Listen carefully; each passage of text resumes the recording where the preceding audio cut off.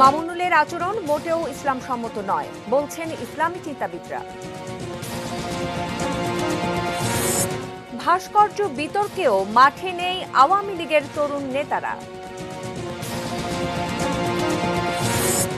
নারী পুরুষের সমান অধিকার প্রতিষ্ঠার কারণেই বাংলাদেশের অগ্রগতি বললেন প্রধানমন্ত্রী। দুর্নীতিবাজরা কঠোর বার্তা পেয়েছে বলল দুদক। এদিকে আত্মতুষ্টির সুযোগ নেই মন্তব্য টিআইবির।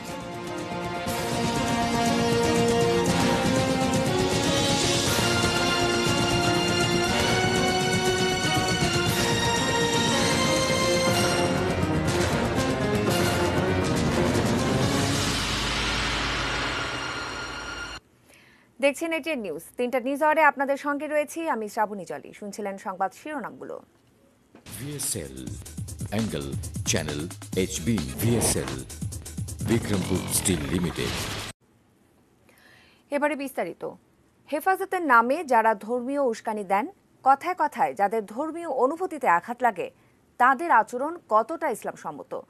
ভাস্কর্য ভাঙার উস্কানিদাতা খেলাফত মজলিস নেতা মামুনুল হক মহানবী ঠোঁট নাড়ানোর অনুকরণ দাবি করে বিকৃত মুখভঙ্গি দিয়ে ধর্মপ্রাণ মুসলমানদের ক্ষুব্ধ করেছেন। ইসলামী চিন্তাবিদরা বলছেন, এমন ধৃষ্টতা দেখিয়ে ধর্মীয় মূল্যবোধেই চূড়ান্ত আঘাত করা হয়েছে, যা আঘাত দিয়েছে ধর্মপ্রাণ মুসলমানদের হৃদয়ে। সম্রাট আনোয়ারের রিপোর্ট।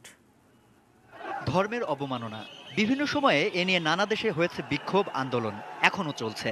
অতি সম্প্রতি নবীর ব্যঙ্গচিত্র প্রকাশের প্রতিবাদে ফ্রান্স বিরোধী আন্দোলনও তারই ধারাবাহিকতা। মসজিদের শহর ঢাকায় ফ্রান্সের দূতাবাস দেখতে চাই না।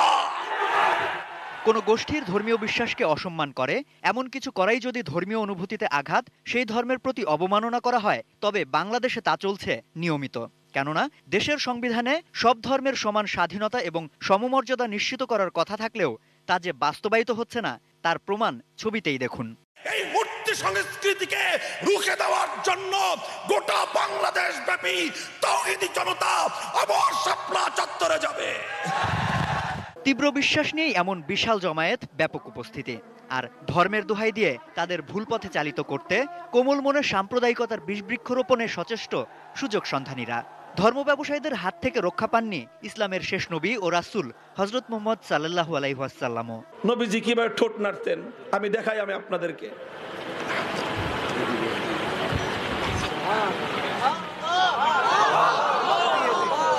ইসলামী চিন্তাবিদরা বলছেন, মামুনুলের এমন কর্মকাণ্ড মহানবীর প্রতি চূড়ান্ত অসম্মান এবং নিশ্চিতভাবেই ধর্ম অবমাননা। এটা চরম দৃষ্টতা এবং চরমভাবে ধর্মীয় মূল্যবোধে আঘাত করা।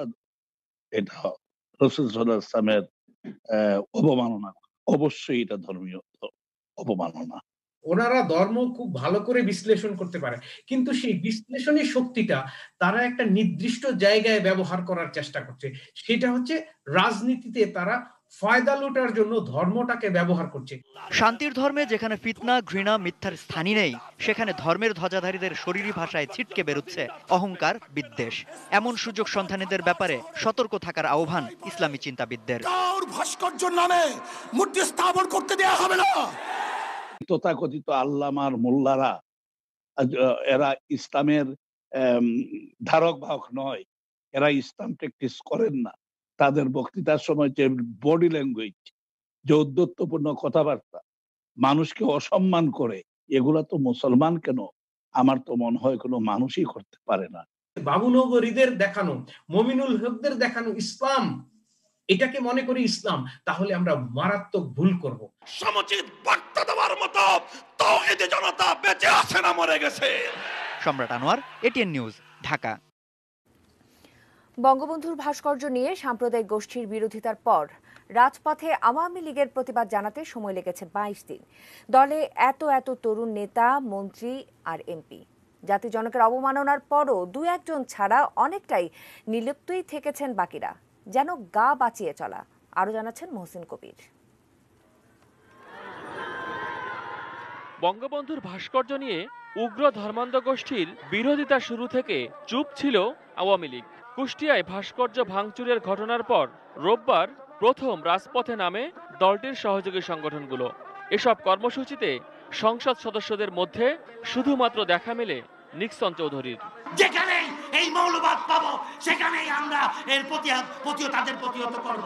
সারা বাংলাদেশে এই মৌলবাদী শক্তিকে এই বাংলাদেশ থেকে বিতাড়িত করব। বঙ্গবন্ধুর ভাস্কর্যের বিরোধিতাকারীদের বিরুদ্ধে প্রথম কড়া প্রতিবাদ জানিয়েছিলেন শিক্ষা উপমন্ত্রী মহিবুল হাসান চৌধুরী নওফেল। চট্টগ্রামে মাওলানা মামুনুলকে প্রতিহতে মাঠেও নেমেছিল আওয়ামী লীগ নেতাকর্মীরা। তবে ঢাকার রাজপথে নামতে তার দলের নেতাকর্মীদের সময় লেগেছে 22 দিন। বাংলাদেশ আওয়ামী লীগ ঘাড়ে হাত রেখে বন্ধুত্ব করতে জানে, বেশি বাড়াবাড়ি করলে ঘাড় মটকে দিতেও জানে। বঙ্গবন্ধুর এই বাংলাদেশে তারই ভাস্কর্য ভাঙচুর সাম্প্রদায়িক অপশক্তির এত বড় ধৃষ্টতা। কিন্তু দুই একজন ছাড়া তরুণ এমপিদের প্রতিবাদ কোথায়? এটা কি ধর্মান্ধ গোষ্ঠীর ভয়? দুর্বলতার কোনো প্রশ্নই আসে না। এটা রাষ্ট্র তার আইনগত পদক্ষেপ তাদের বিরুদ্ধে নেবে।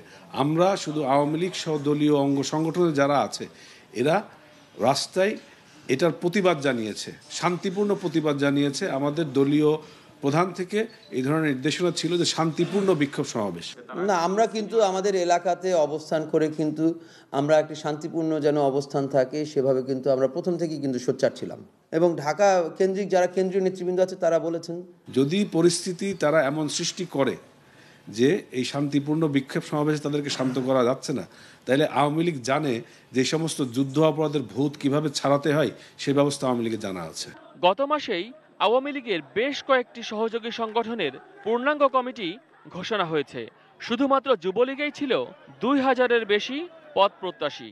অন্য সংগঠনগুলোতেও একই অবস্থা। বঙ্গবন্ধুর আদর্শিক দলের নেতা হতে যেখানে এত প্রতিযোগিতা, সেখানে তার অবমাননার প্রতিবাদে কেন এই দুর্দশা? একটি প্রশ্নবদ্ধ জায়গা থেকেই গেছে যে আমরা প্রথম থেকেই কেন সোচ্চার হলাম না, আমরা প্রথম থেকেই কেন আমরা রাজপথে নামলাম না। কিন্তু অনেক সময় আমরা কিন্তু চিন্তা করতে হয় সেই প্রতিবাদ করতে গিয়ে আবার উগ্রপন্থীদের যেন আমরা সুযোগ না করে দেই যে তারা আরও বেশি করে এটাকে ইস্যু ভিত্তিক নিয়ে তারা এটাকে ক্যাশ ইন করবে। আমরা নিজেরা কোনো উত্তেজনামূলক পরিবেশ সৃষ্টি করতে চাই না। মহসিন কবির, এটিএন নিউজ, ঢাকা। ভাস্কর্য বিরোধী বক্তব্যে সহযোগিতার অভিযোগে বিএনপি চেয়ারপারসন খালেদা জিয়া ও তার ছেলে তারেক রহমান সহ 6 জনের বিরুদ্ধে মানহানি মামলা দায়ের করা হয়েছে। আজ ঢাকা মেট্রোপলিটন ম্যাজিস্ট্রেট সত্যব্রত শিকদারের আদালতে এই মামলা করেন জননেত্রী পরিষদের সভাপতি এবি সিদ্দিকী। আদালত বাদীর জবানবন্দি গ্রহণ করে আদেশ পরে দেবেন বলে জানান। মামলার আর্জিতে খালেদা জিয়া ছাড়াও বিএনপির senior vice chairman Tarique Rahman, বিএনপির মহাসচিব মির্জা ফখরুল ইসলাম আলমগীর, হেফাজতে ইসলামের আমির জুনায়েদ বাবুনগরী, বাংলাদেশ খেলাফত মজলিসের নেতা মোহাম্মদ মামুনুল হক এবং ইসলামী শাসনতন্ত্র দলের নেতা সৈয়দ ফয়জুল করিমের নামও রয়েছে। এদিকে জাতির পিতা বঙ্গবন্ধু শেখ মুজিবুর রহমানের ভাস্কর্য অবমাননার প্রতিবাদে মানববন্ধন করেছে বঙ্গবন্ধু কৃষিবিদ পরিষদ।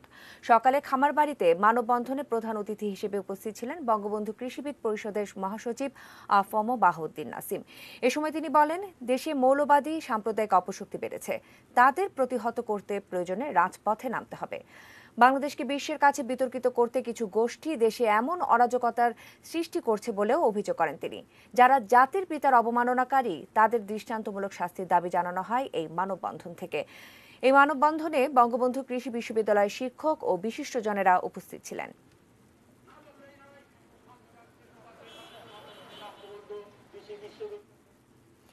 বঙ্গবন্ধু শেখ মুজিবুর রহমানের ভাস্কর্য ভাঙচুরে অভিযুক্ত এবং এই ঘটনার উস্কানিদাতাদের বিরুদ্ধে ব্যবস্থা নিতে নির্দেশ দিয়েছেন হাইকোর্ট।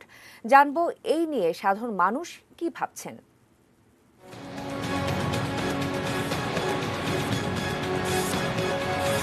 আমাদের আজকের এই বাংলাদেশ, আমরা যে সুন্দরভাবে চলতে পারতেছি, আমাদের ভাষা আমরা কথা বলতে পারতেছি, এগুলা কিন্তু বঙ্গবন্ধুর মতো নেতা না থাকলে আসলে আজকে আমরা এইভাবে থাকতে পারতাম কিনা এইটাও নিশ্চয়তা নাই। হাইকোর্ট যে নির্দেশনা দিয়েছে সেই নির্দেশনাটা আমি মনে করি যে এটি একটি যুক্তিযুক্ত।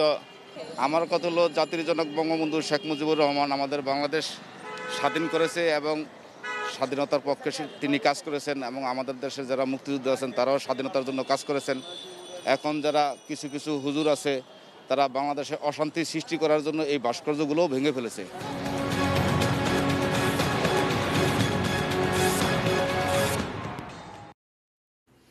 অন্য প্রসঙ্গ, সমাজে নারী পুরুষের সমান অধিকার প্রতিষ্ঠা করা গেছে বলেই বাংলাদেশের অগ্রগতি সম্ভব হয়েছে, কথা বলেছেন প্রধানমন্ত্রী শেখ হাসিনা। সকালে বেগম রোকেয়া পদক 2020 প্রদান অনুষ্ঠানে এই মন্তব্য করেন তিনি। এই বছর বেগম রোকেয়া পদক দেওয়া হয়েছে 5 বিশিষ্ট নারীকে। রেজন ফয়েজের রিপোর্ট। বেগম রোকেয়া সাখাওয়াত হোসেন বাংলার নারী জাগরণের স্বপ্নদ্রষ্টা। সমাজে নারী পুরুষ সমান মর্যাদা এবং অধিকার নিয়ে বাঁচবে, সারা জীবন সেই স্বপ্ন পূরণে কাজ করে গেছেন তিনি। 9 ডিসেম্বর সেই মহিষী নারীর জন্মদিন। দিনটি রোকেয়া দিবস হিসেবে পালিত হয়ে আসছে। এ উপলক্ষে মহিলা ও শিশু বিষয়ক মন্ত্রণালয়ের উদ্যোগে বেগম রোকেয়া পদক প্রদান করা হয়। করোনাকালে এবারের অনুষ্ঠানের প্রধান অতিথি প্রধানমন্ত্রী শেখ হাসিনা যোগ দিয়েছিলেন গণভবন থেকে ভিডিও কনফারেন্সিং এর মাধ্যমে। এবার বেগম রোকেয়া পদক 2020 দেওয়া হয়েছে 5 বিশিষ্ট নারীকে। নারী শিক্ষায় বেগম রোকেয়া পদক পেয়েছেন চট্টগ্রাম বিশ্ববিদ্যালয়ের উপাচার্য প্রফেসর ডক্টর শিরিন আক্তার। পেশাগত উন্নয়নের মাধ্যমে নারীর ক্ষমতায়নে এবছর বেগম রোকেয়া পদক পেয়েছেন brigadier general doctor Nazma Begum. আর নারীর আর্থসামাজিক উন্নয়নে মঞ্জুলিকা চাকমাকে দেয়া হয়েছে এই সম্মাননা। সাহিত্য ও সংস্কৃতির মাধ্যমে নারী জাগরণে বীর মুক্তিযোদ্ধা বেগম মুস্তারি শফিকে দেয়া হয়েছে বেগম রোকেয়া পদক এবং নারী অধিকারে অবদানের ক্ষেত্রে বীর মুক্তিযোদ্ধা ফরিদা আক্তার পেয়েছেন এই সম্মাননা। প্রধানমন্ত্রী এ সময় নারীর সমান অধিকার প্রতিষ্ঠায় তার সরকারের নেয়া নানা উদ্যোগের কথা তুলে ধরে বললেন, বাংলাদেশে নারীর ক্ষমতায়নে অনেকটাই অগ্রগতি হয়েছে। এটা আমরা শিক্ষার উপরে যেমন গুরুত্ব দিয়েছি, সেই সাথে সাথে মেয়েদের কর্মসংস্থান আমরা যেমন জয়িতা ফাউন্ডেশন করেছি এবং বিভিন্ন তথ্য আপা সেখানে বিভিন্ন বাড়িতে বাড়িতে যে মেয়েদের কাছ থেকে আমাদের তথ্য সংগ্রহ করা এবং তাদের অসুবিধাগুলি দূর করা, সেই ব্যবস্থা নেওয়া হয়। মেয়েদের সব ধরনের সুযোগ সুবিধা দেওয়ার জন্য আমরা ব্যাপকভাবে কাজ করে যাচ্ছি, চেষ্টা করে যাচ্ছি। বাংলাদেশের এখন পর্যন্ত যা অগ্রগতি, সেটা নারী পুরুষের সমান অধিকার প্রতিষ্ঠা করা সম্ভব হয়েছে বলেই মন্তব্য করলেন তিনি। আমাদের এই উদ্যোগের ফলে আজকে বাংলাদেশ যে এগিয়ে যাচ্ছে সারা বিশ্বের কাছে, অর্থনৈতিকভাবে অগ্রগতি হচ্ছে, দারিদ্র্য বিমোচন হচ্ছে। আমরা এই সমাজে যেহেতু আমরা নারী পুরুষ সকলের সমান অধিকার নিয়ে তারা তাদের কাজ করতে পারে, সেই সুযোগটা সৃষ্টি করেছি বলে কিন্তু বাংলাদেশ এগিয়ে যাচ্ছে। এ সময় নারীদের কর্মমুখী নানা প্রশিক্ষণে আরো জোর দেবার তাগিদ দিয়েছেন শেখ হাসিনা। আর মেয়েদের প্রশিক্ষণের যে ব্যবস্থাটা আমরা নিয়েছি, আমি মনে করি মহিলা বিষয়ক মন্ত্রণালয় এ ব্যাপারে আরো উদ্যোগ নেবে। ফোর্বস ম্যাগাজিনের 20-এর 100 জন ক্ষমতাধর নারীর তালিকায় স্থান 39তম স্থানে রয়েছেন বাংলাদেশের প্রধানমন্ত্রী শেখ হাসিনা। ফোর্বস ম্যাগাজিন জানায়, বাংলাদেশে খাদ্য নিরাপত্তা, শিক্ষা ও স্বাস্থ্য খাতে তার অবদান ও গণতন্ত্রকে সুদৃঢ় ভিত্তির উপর দাঁড় করানোর জন্য এই সম্মানে ভূষিত হয়েছেন তিনি। তালিকার শীর্ষে আছেন জার্মান চ্যান্সেলর অ্যাঙ্গেলা মেরকেল। এছাড়া তালিকায় আরও স্থান পেয়েছেন ইউরোপীয় কমিশনের প্রধান উর্সুলা ডন ডার লিয়েন, নিউজিল্যান্ডের প্রধানমন্ত্রী জেসিন্ডা আর্ডেন ও নবনির্বাচিত মার্কিন ভাইস প্রেসিডেন্ট কামলা হ্যারিস।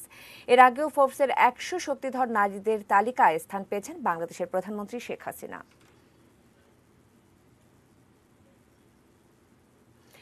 দেশের আরও কিছু খবর। দুর্নীতি দমন কমিশন দুদক চেয়ারম্যান ইকবাল মাহমুদ বলেছেন, দুর্নীতিবাজরা বার্তা পেয়েছেন দুর্নীতি করে রক্ষা নেই। আন্তর্জাতিক দুর্নীতি বিরোধী দিবস উপলক্ষে এই মন্তব্য তার। তবে দুর্নীতির বৈশ্বিক তুলনামূলক মাপকাঠি নিয়ে আত্মতুষ্টির সুযোগ নেই বলে মন্তব্য ট্রান্সপারেন্সি ইন্টারন্যাশনাল বাংলাদেশ টিআইবির। তাহিদ সরোজ জানাচ্ছেন বিস্তারিত। 2001 থেকে 2005 বাংলাদেশের জন্য অন্ধকার এক সময়। বিএনপি জামাত জোট সরকারের আমলে দেশের শিক্ষা, স্বাস্থ্য, কৃষি, বিদ্যুৎ সহ প্রতিটি ক্ষেত্রেই হয় সীমাহীন লুটপাট। আর যার ভয়াবহ প্রভাব পড়ে দেশ বিদেশ সর্বত্র। লজ্জায় ডুবিয়ে বৈশ্বিক দুর্নীতির সূচকে শীর্ষে উঠে আসে বাংলাদেশের নাম। এ অবস্থা উন্নয়নে কঠোর অবস্থান নেয় পরবর্তীতে আসা আওয়ামী লীগ সরকার। যা প্রয়োজন সেটা তো আমরা মিটাচ্ছি, তাহলে দুর্নীতি কেন হবে? কেউ যদি এই ধরনের দুর্নীতিগ্রস্ত হয়, সঙ্গে সঙ্গে তার বিরুদ্ধে যথাযথ ব্যবস্থা নিতে হবে। দুর্নীতি রোধে শূন্য সহিষ্ণুতার ঘোষণা আসে রাষ্ট্রের সর্বোচ্চ অবস্থান থেকে। আস্তে আস্তে সে বিড়ম্বনা কাটিয়ে ওঠার চেষ্টা করছে দেশ। ধীরে ধীরে উন্নতিও শুরু হয়েছে, তবে আরও উন্নতির তাগিদ টিআইবির। বর্তমানে আমাদের অবস্থান নিচের দিক থেকে 14তম। মোটেও আত্মতুষ্টির সুযোগ নেই, তার কারণ আমাদের স্কোর এখনো বৈশ্বিক যে গড় স্কোর তার অর্ধেকের কাছাকাছি। অন্যদিক থেকে দক্ষিণ এশিয়ার যে 8টি দেশ রয়েছে সেই দেশগুলোর মধ্যে বাংলাদেশের অবস্থান আফগানিস্তানের পরেই দ্বিতীয় সর্বনিম্ন। দুদক বলছে গত কয়েক বছরে ফাঁদ ফেরে গ্রেপ্তার সহ নানা কার্যক্রমে অনেক জায়গা থেকে দুর্নীতি কমছে। আগের অবস্থা থেকে উন্নতিতে কিছু সময় লাগবে, তবে যাদের মনে দুর্নীতি করার ইচ্ছা রয়েছে তারা বার্তা পেয়েছেন, দুর্নীতি করে আর ছাড় পাওয়া যাবে না। মানুষের আকাঙ্ক্ষা বা মানুষের চাহিদা মতো যে দুর্নীতি কমার, সেটা হয়তো কমে নাই।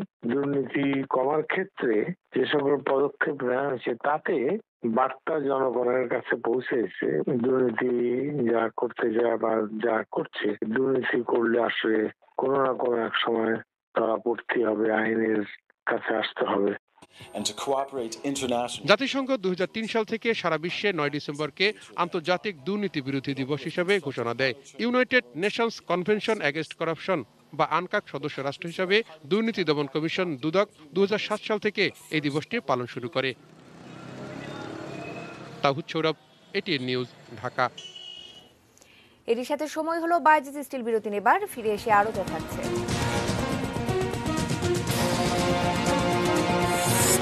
বলাৎকারের সর্বোচ্চ শাস্তি মৃত্যুদণ্ড দাবি।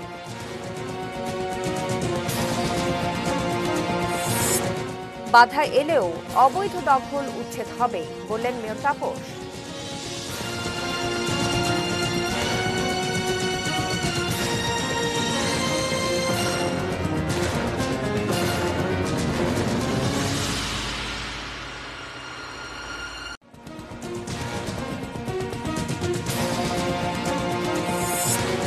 মামুনুলের আচরণ মোটেও ইসলাম সম্মত নয় বলছেন ইসলামী চিন্তাবিদরা।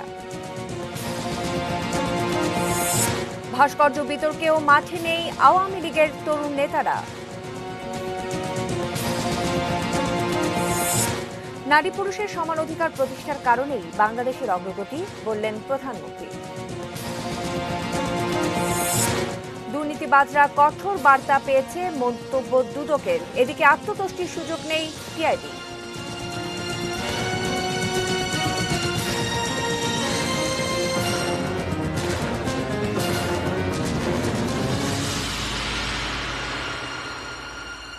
সংবাদ শিরোনামগুলো আরো একবার জানিয়ে আবার আমন্ত্রণ জানাচ্ছি 3টা নিউজ আওয়ারে। জানাবো দেশের আরো কিছু খবর। ধর্ষণের মতো বলাৎকারেরও সর্বোচ্চ শাস্তি মৃত্যুদণ্ড নির্ধারণ করার দাবি জানিয়েছে মুক্তিযুদ্ধ মঞ্চ। দুপুরে রাজু ভাস্কর্যের সামনে বলাৎকার বিরোধী তথ্যচিত্র প্রদর্শনী থেকে এই দাবি জানায় সংগঠনটি। মুক্তিযুদ্ধ মঞ্চ জানায়, বাংলাদেশের মাদ্রাসাগুলোতে প্রতিনিয়ত কোমলমতি শিশুরা তাদের শিক্ষকদের দ্বারা এই নিপীড়নের শিকার হলেও হেফাজতে ইসলাম বা মামুনুল বাবুনগরী গংরা এর বিরোধিতা করেনি, অথচ বঙ্গবন্ধুর ভাস্কর্য স্থাপনের বিরোধিতা করছে। মাদ্রাসার শিক্ষাকে ঢেলে সাজানো এবং মহিলা মাদ্রাসায় নারী শিক্ষক দিয়ে শিক্ষাদান নিশ্চিত করতে সরকারের প্রতি আহ্বান জানায় মুক্তিযুদ্ধ মঞ্চ। আমরা হেফাজতে ইসলাম সহ বাংলাদেশের যে সকল নিজেদেরকে ইসলামিক দল দাবি করা যে দলগুলো রয়েছে তাদের কাছে আমরা দাবি জানাচ্ছি যে অবিলম্বে আপনারা আপনাদের বক্তব্য সুস্পষ্ট করুন যে আপনারা কি আসলে প্রকৃতপক্ষে এই বলাৎকারের সমর্থনদাতা নাকি আপনারা বলাৎকারের প্রতিবাদ করতে চান। আমরা বিভাগীয় শহরগুলোতে আমরা এই তথ্যচিত্র প্রদর্শনী করব, তারপরে প্রতিটা জেলা উপজেলা এবং প্রয়োজন হলে আমরা প্রতিটা মাদ্রাসার সামনে এই কর্মসূচিগুলো পালন করব, যাতে মাদ্রাসার শিক্ষকরাও আমরা জানি যে তারাও আমাদের সাথে সংহতি প্রকাশ করবেন। হাতিঝিলের মতো আদি বুড়িগঙ্গা চ্যানেলকেও নান্দনিক করা হবে বলে জানিয়েছেন ঢাকা দক্ষিণ সিটি কর্পোরেশনের মেয়র শেখ ফজলিন তাপস। তিনি বলেন, ভালো কাজে বাধা এলেও অবৈধ দখল উচ্ছেদ হবেই। সকালে বাসাবর নন্দীপাড়া খাল ও আদি বুড়িগঙ্গা চ্যানেল পরিদর্শনে গিয়ে তিনি একথা জানান। খালগুলোকে এখনই এই মৌসুমেই আমরা পরিষ্কার পরিচ্ছন্ন এবং দখলমুক্ত করতে চাচ্ছি। আমরা প্রাথমিক পর্যায়ে পরিষ্কার করা সহ আমরা সীমানা নির্ধারণ করে অবৈধ দখলমুক্ত করব এবং এর পরবর্তীতে আমরা এই জায়গাগুলোতে আমরা নান্দনিক পরিবেশ সৃষ্টি করব। বিশেষ করে আদি বুড়িগঙ্গা চ্যানেলটিকে নিয়ে আমাদের একটি বড় পরিকল্পনা রয়েছে। ভালো কাজ করতে গেলে বাধা আসবেই, কিন্তু আমরা সেই দৃঢ়তা এবং সংকল্প নিয়ে আরম্ভ করেছি। আমরা আশাবাদী ইনশাআল্লাহ অচিরেই ঢাকাবাসীকে একটি সুন্দর ঢাকা আমরা উপহার দিতে পারবো।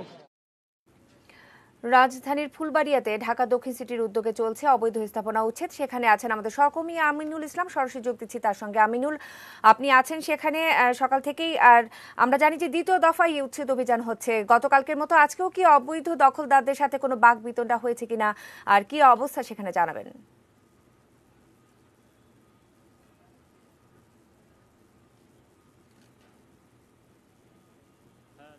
জানি যে ফুলবাড়িয়ার সিটি কর্পোরেশনের যে মার্কেটে রয়েছে সিটি মার্কেট, তার সামনে যে অবৈধভাবে স্থাপনা তৈরি হয়েছিল সেই স্থাপনাগুলো উচ্ছেদ করার কাজ গতকালকে শুরু হয় এবং গতকালকে যখন উচ্ছেদ অভিযান শুরু হয় তখন যারা অবৈধভাবে এই মার্কেটে যারা দোকান পরিচালনা করেছে এবং মার্কেটে যারা রয়েছে তারা বাধা দিয়েছিল, কিন্তু তারপরও তাদের বাধা উপেক্ষা করেই এই উচ্ছেদ অভিযান শুরু হয়েছে।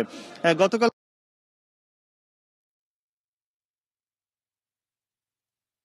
মতো সেই উচ্ছেদ কার্যক্রম পরিচালনা করে ঢাকা দক্ষিণ সিটি কর্পোরেশন।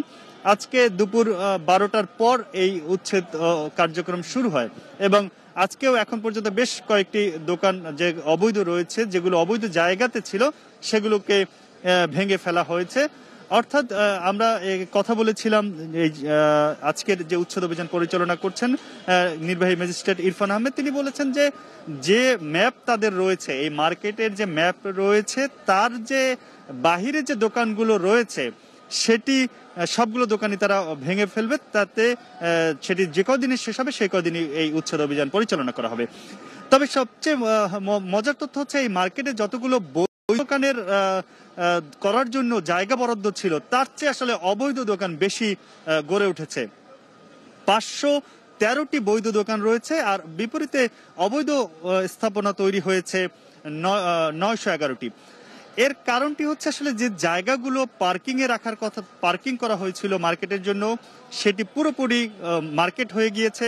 যে জায়গাটি সিঁড়ির জন্য ব্যবহার করার কথা সেগুলোতে দোকান হয়েছে, যেটি গেট থাকার সেটি, অর্থাৎ এখানে এই যারা মার্কেট কর্তৃপক্ষের কমিটিতে ছিলেন তাদের সাথে সিটি কর্পোরেশনের কিছু অসাধু কর্মকর্তা যোগ সাজস্যে তারা এই কার্যক্রমগুলো দীর্ঘদিন থেকে এটি করেছে। এই জন্য তারা মার্কেটের যারা সমিতিতে রয়েছে তারা কিছু টাকা নিয়েছে এবং সেই টাকার একটি অংশ সিটি কর্পোরেশনে গিয়েছে। আমরা প্রশ্ন করেছিলাম যে আসলে যারা সিটি কর্পোরেশনের এই এতদিন কেন কোনো ব্যবস্থা নেওয়া হয়নি, সে প্রেক্ষিতে সিটি কর্পোরেশন থেকে বলা হচ্ছে যে যারা এ ধরনের কাজ সুযোগ করে দিয়েছে সেটি তাদেরকে শনাক্ত করার চেষ্টা চলছে এবং তাহলে তারপরে তারা ব্যবস্থা নেবে, এমনটাই বলছে সিটি কর্পোরেশন থেকে। এবং এই সিটি কর্পোরেশনের যে উচ্ছেদ অভিযান সেটি যেগুলো অবৈধ দোকান রয়েছে সবগুলো উচ্ছেদ না করা পর্যন্ত চলবে বলে আমাদেরকে জানিয়েছে কর্পোরেশনের পক্ষ থেকে। তো জলি, এই ছিল ফুলবাড়িয়ার যে সিটি কর্পোরেশনের উচ্ছেদ অভিযান কার্যক্রম সে বিষয়ে তথ্য। অসংখ্য ধন্যবাদ আমিনুল আপনাকে। দর্শক, নকশা বহির্ভূত বানানো দোকান উচ্ছেদের অংশ হিসেবে দ্বিতীয় দিনের মতো আজকেও অভিযান চলছে। এই অভিযান শুরু হয়েছে দুপুর 12টা থেকে। আর এই আপডেট জানতে অবশ্যই চোখ রাখুন এটিএন নিউজে। এবারে জানাবো সোশ্যাল ইসলামী ব্যাংক লিমিটেড বাণিজ্য সংবাদ।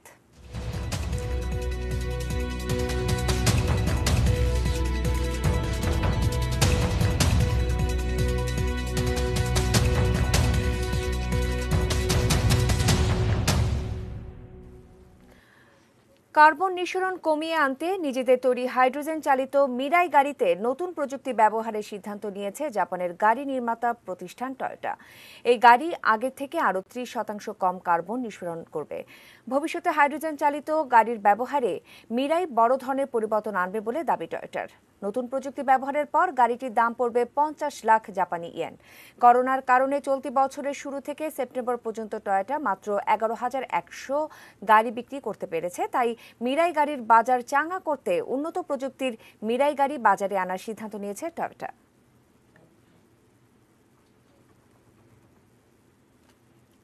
মেটাল প্রেজেন্ট কৃষি সংবাদ, সুজলা সুফলা।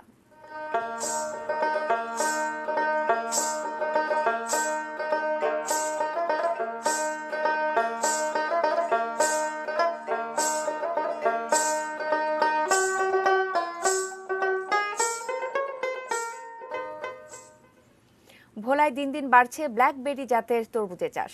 অসময়ের এই তরমুজ খুব অল্প সময়েই কৃষক বান্ধব হয়ে উঠেছে। ফলন ভালো, দামও পাচ্ছেন সন্তোষজনক। আর ভোলা থেকে রাশেদ হোসেন রুবেলের তথ্য ছবিতে দেখে নেব ডেস্ক রিপোর্ট। বেরি তরমুজের এই চাষ ভারতের। বাংলাদেশে প্রথম চাষ শুরু হয় চুয়াডাঙ্গায়। এরপর জয়পুরহাট, মেহেরপুর ও ঢাকার ধামরাইয়ের চাষিরাও এই তরমুজের চাষ শুরু করেন। এটি ব্ল্যাকবেরি নামে পরিচিত হলেও স্থানীয়ভাবে অনেকেই বলেন বেবি তরমুজ। গতানুগতিক ফসলে লাভ না পেয়ে ভোলার কৃষকরা যখন দিশেহারা, তখন জেলা কৃষি বিভাগের পরামর্শে তারা শুরু করেন ব্ল্যাকবেরির চাষ। উন্নত কৃষি প্রযুক্তি ব্যবহার করে ফলন ভালো হচ্ছে, পোকার আক্রমণ নেই বললেই চলে, দামও পাচ্ছেন সন্তোষজনক।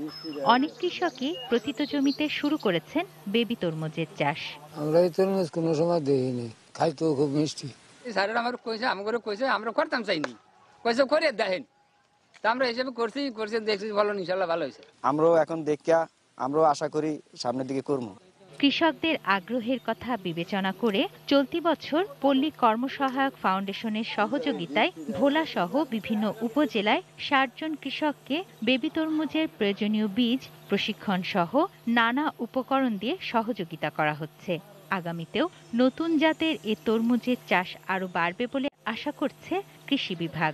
আশা করতেছি আগামী বছর অনেক কৃষক নিজ উদ্যোগে এই বেবি তরমুজ চাষাবাদ শুরু করবে এবং এই চাষাবাদের ফলে ভোলার কৃষকদের আর্থসামাজিক উন্নয়নে ব্যাপক ভূমিকা রাখবে বলে আমরা বিশ্বাস করি। তুনাজিনা তনু, ডেস্ক রিপোর্ট, এটিএন নিউজ। যথারীতি আবারও সময় হলো বায়োজিস স্টিল বিরতি নেবার। ফিরে এসে আরও জানাচ্ছে। ফলাফল পাল্টাতে ট্রাম্পের আবেদন সুপ্রিম কোর্টেও প্রত্যাখ্যান। চ্যাম্পিয়ন্স লিগে আজ রিয়াল, ম্যান ইউ, ইন্টার মিলানের খেলা।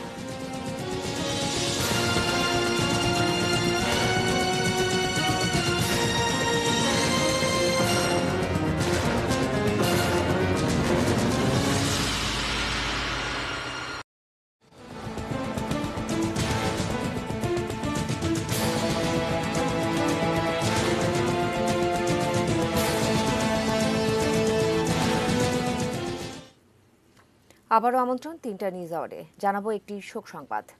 মারা গেছেন আদিত্য কবির। ইন্না লিল্লাহি ওয়া ইন্না ইলাইহি রাজিউন। ৯০ দশকের তুখোড় মেধাবী গণমাধ্যম কর্মী আদিত্য তার উত্তরার বাসায় ঘুমের মধ্যেই শেষ নিঃশ্বাস ত্যাগ করেন। আজ ভোরে পরিবারের লোকজন তাকে মৃত দেখতে পান। কবি লেখক আদিত্য কবির ছিলেন বিজ্ঞাপনী সংস্থা এশিয়াটিকের অ্যাসোসিয়েট ভাইস প্রেসিডেন্ট। পরিবারের পক্ষ থেকে জানা যায় রাতে সুস্থ অবস্থায় ঘুমাতে যান আদিত্য, কিন্তু সকালে তার আর কোনো সাড়া পাওয়া যায়নি। পরে চিকিৎসক তাকে মৃত ঘোষণা করেন। অসাধারণ মেধাবী আদিত্য কবির ৯০ দশকে দৈনিক ভোরের কাগজে ফিচার পাতায় কাজ শুরু করেন। পরে তিনি বিজ্ঞাপন শিল্পে যুক্ত হন। দেশের বাইরের খবর।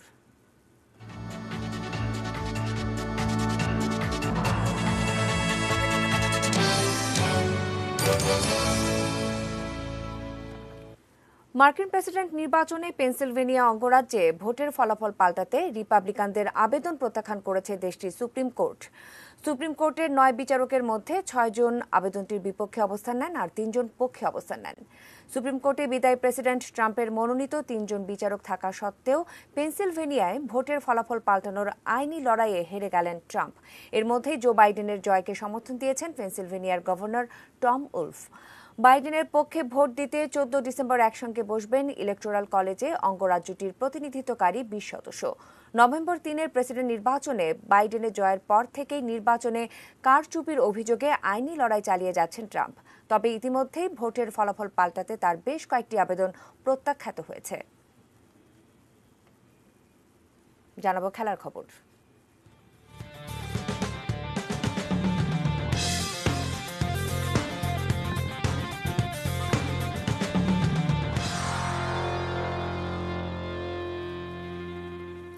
বাঁচা মরার ম্যাচে আজ রাতে মাঠে নামছে রিয়াল মাদ্রিদ। সান্তিয়াগো বার্নাব্যুতে বাংলাদেশ সময় রাত ২টায় তাদের প্রতিপক্ষ মনশেনগ্লাডবাখ। একই সময় মাঠে নামবে ম্যানচেস্টার সিটি, মার্শেই ও ইন্টার মিলান এবং শাখতার দোনেৎস্ক। বি গ্রুপে রিয়াল মাদ্রিদের সঙ্গী ইন্টার মিলান এবং মনশেনগ্লাডবাখ, সেই সাথে শাখতার দোনেস্ক। ঐতিহ্য আর অভিজ্ঞতার হিসেবে সবার আগে শেষ 16 নিশ্চিত করার কথা রিয়ালের। তবে চড়াই উতরাই পারফরমেন্সের কারণে এখনও অনিশ্চিত তাদের নকআউট পর্বে খেলা। আজকের ম্যাচে জিতলেই সেই বৃত্ত পূরণ করবে রিয়াল মাদ্রিদ। তবে হারলে কিংবা ড্র করলে গ্রুপের অন্য দলের জয় পরাজয়ের উপর নির্ভর করবে রিয়ালের ভবিষ্যৎ। গুরুত্বপূর্ণ এমন ম্যাচে হ্যাজার্ড ও লুকা জোভিচকে পাচ্ছে না রিয়াল। তবে সার্জিও রামোস ও ড্যানি কারভাহালের ফেরার সম্ভাবনা রয়েছে এমগ্লাডবাখ ম্যাচে। প্রথম লেগে জার্মানি গিয়ে গোলশূন্য ড্র করেছিল রিয়াল। তবে আজকের ম্যাচে ড্র নয়, জয়ই প্রয়োজন রিয়াল মাদ্রিদের। এদিকে এমগ্লাডবাখ বি গ্রুপের শীর্ষে রয়েছে। রিয়াল বিপক্ষে ড্র করলে শেষ 16তে নিশ্চিত হবে জার্মান ক্লাবের।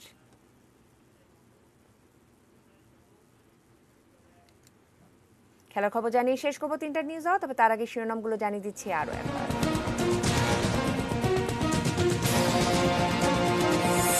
মামুনুলের আচরণ মোটেও ইসলাম সম্মত নয়, বলছেন ইসলামী চিন্তাবিদরা।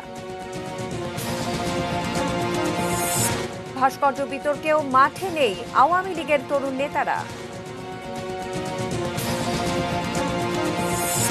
নারী পুরুষের সমান অধিকার প্রতিষ্ঠার কারণেই বাংলাদেশের অগ্রগতি, বললেন প্রধানমন্ত্রী। দুর্নীতিবাজরা কঠোর বার্তা পেয়েছে, মন্তব্য দুদকের। এদিকে আত্মতুষ্টির সুযোগ নেই, বলল টিআইবি। বলাৎকারের সর্বোচ্চ শাস্তি মৃত্যুদণ্ড দাবি।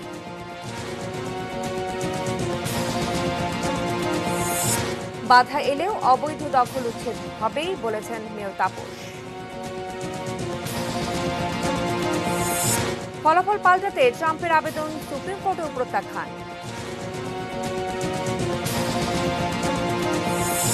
এবং চ্যাম্পিয়ন্স লিগে আজ রিয়াল, ম্যান ইউ, ইন্টার মিলানের খেলা।